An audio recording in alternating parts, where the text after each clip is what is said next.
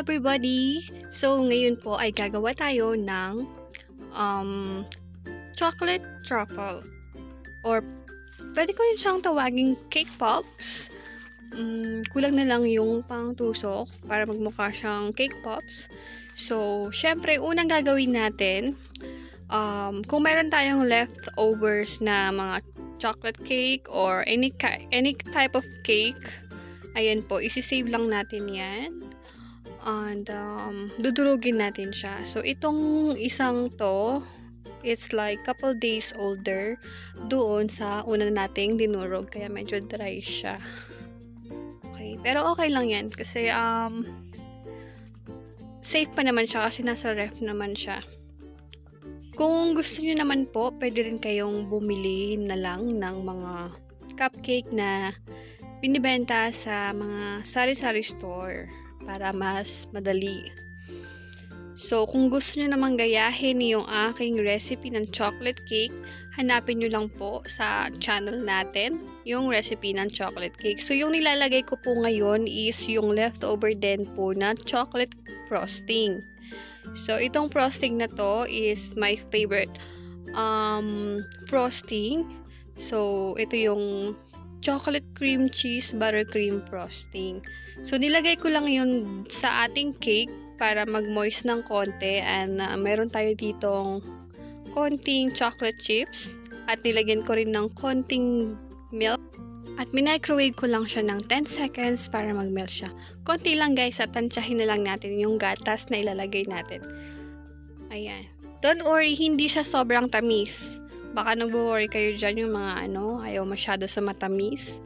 Saktong-sakto lang po yung ating chocolate truffles. Hindi po sobrang sweet. Ayan. So, kung napapansin nyo, medyo moist na yung ating cake. Kaya naman na-achieve na natin yung gusto nating ma-achieve. Para hindi tayo mahirapan sa pagbibilog-bilog sa kanila later. So, ayan. Once it's done, i-set aside lang muna natin to and ipapakita ko sa inyo yung mga gagamitin nating pang arte sa ating chocolate truffle. So, meron tayo ditong dalawang klase ng chocolate bars. Meron tayong white chocolate at yung isa is milk chocolate with almonds. So, mga tira-tira na rin to guys sa ginawa kong cake last time. So, gagawin natin dito is imi-melt lang natin siya. Konti lang siya kasi konti lang din yung gagawin nating chocolate truffles today. Ayan. So, hindi na natin kailangan mag-add ng milk dito. Just melt the chocolate sa microwave. Maybe 10 to 15 seconds and then that's it po. So, hindi ko na nakuhanan yung umpisa pero hindi pa huli ang lahat. So, ito guys, binibilog na natin yung ating cake na prepare kanina. So, gumagamit ako dito ng ice cream scooper para uniform yung size ng ating chocolate truffle. And siguro, kung hindi pa ganun ka-moist yung chocolate nyo, okay lang, dagdag lang tayo ng konting chocolate ganache. Okay?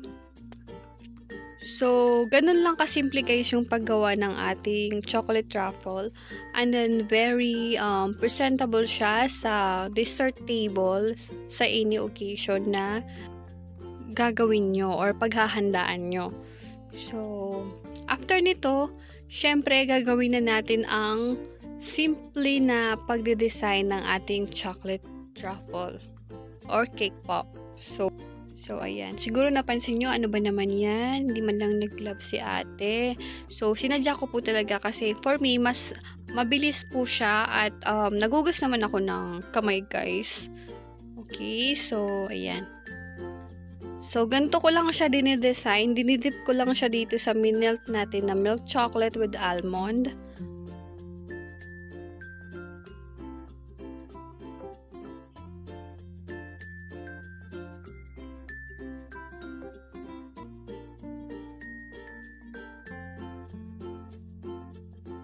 Actually, gusto ko sana to cake pops ang kalabasan eh.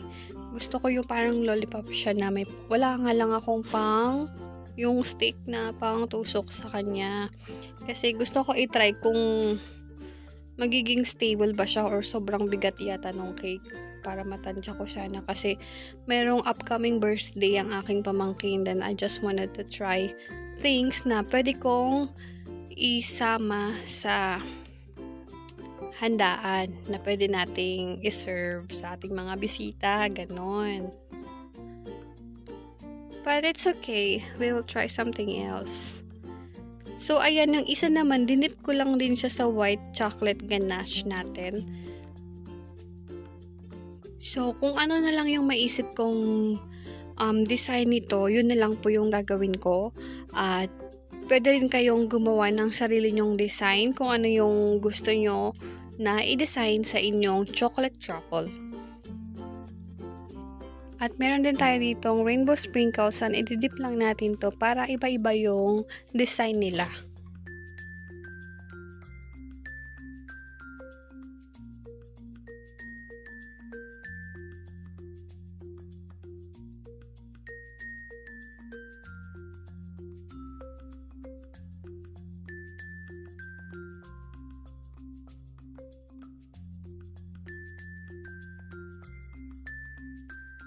And i-try din natin tong chocolate sprinkle.